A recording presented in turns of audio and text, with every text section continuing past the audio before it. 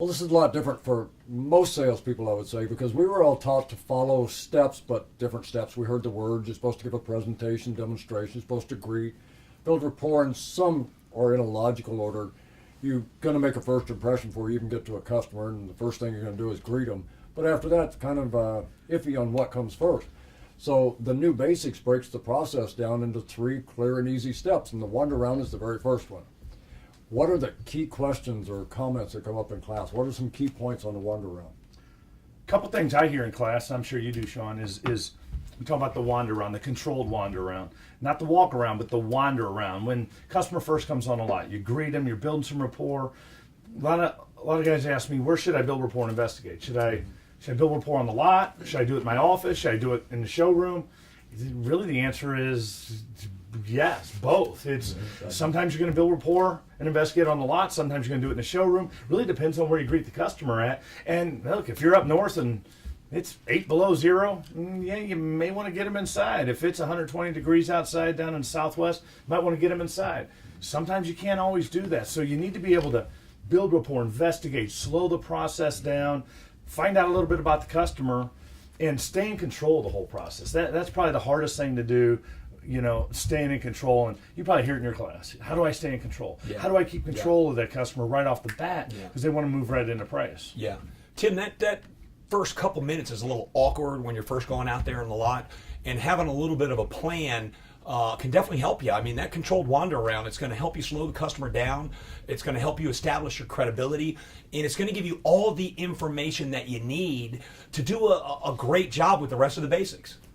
And this, we keep saying controlled wander around. The reason we call it a wander around, in real life, people come on the lot, there's a lot of wandering. There's wandering, even if they know they want a specific model. They wander through the different colors, the different options, the different equipment levels of it. And it is a wandering exercise. We're not trying to do anything except in this wander round, we've got to gather our information. We have to build rapport. We have to sell service. There's some things we have to do so we can select the perfect vehicle. I think the thing that's hardest for a lot of people to understand is we're not here to give a presentation. The wander round is not the presentation. It's not your formal presentation. In the wander round, we're going to talk about different things. They're going to ask us questions. We'll be looking at the white one. They'll say, oh, I didn't know they had this in blue. Does it come in another shade of blue? We'll talk about leather. Again, different equipment, and that's the Q&A part. And you always talk about in class when we start narrowing down the vehicle, when we start showing them vehicles in earnest in this wander round, do we start with the most expensive or least expensive? Obviously least expensive, but if I haven't slowed the customer down, they end up walking over to the coolest looking car, the one that's got 22-inch wheels with the graphic package on there. It's just to get to know the customer, and it's kind of a change from what a lot of people have been taught. Another thing that we've actually changed in your new basics over the last few years is we moved the selling service to early on in the wander around part of it. Because in the past, you guys that have seen the linear timeline that we always showed, it was always walk customers through service after the demo. Well, what's the problem with doing it after the demo instead of doing it right up front, like how we teach it right now? Well, we have a very defined closing process. Okay, now we all know closing is any question you ask or anything you do that moves the sale forward.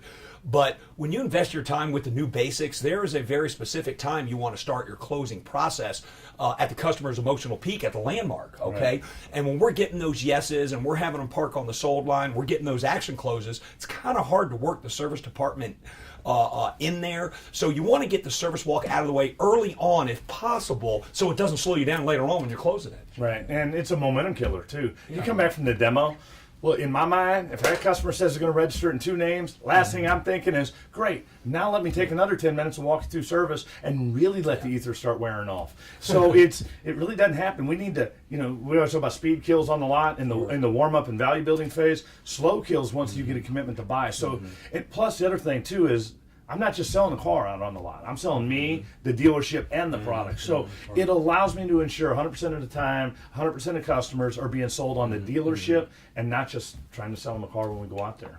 And the other thing to clarify, there is no linear order to these except first impression and greeting. Everything else kind of happens at the same time. You'll be building rapport and investigating at the same time you're explaining the different models and answering questions. And I know a lot of times you'll walk out and they're already sitting in a vehicle. Well, that doesn't mean we skip ahead to that step. It just means If I haven't introduced myself, I still have to introduce myself. We still have to build rapport, investigate. You might kid around and see you guys already found the perfect truck here. Is this going to be for you or Betty? They may say, not going to be for either one of us. I just wanted to see one of these. We're most interested in a. So you don't skip any steps in the process. This is the wander around, and the steps are really flexible in this. The things you have to accomplish. You have to sell service definitely before you give the demonstration. And I think most people always did. We just want to make sure that everybody understands it's a supposed to, not just a you should. This wander around is critical because it sets up everything else. We said in another chapter, we were talking about closing's a process, not a question. We're starting our closing process by making a great first impression, building rapport, getting this wander around so that as we take this demonstration, we're in the right car. We know exactly what to talk about with customers so that when we get to that point where Sean's talking about the landmark, which we'll get to soon, it's a 4-step process to close the sale after that. This is a very step-by-step process. If you follow these steps, it's a piece of cake. We talked before in different chapters what percent you should be selling. 50% of the people said they buy if you'll follow these steps correctly. And that's just on average. 60%, 70% will buy if you do a great job. So it all sets up with a wander around. So get that one down. Everything else is a piece of cake.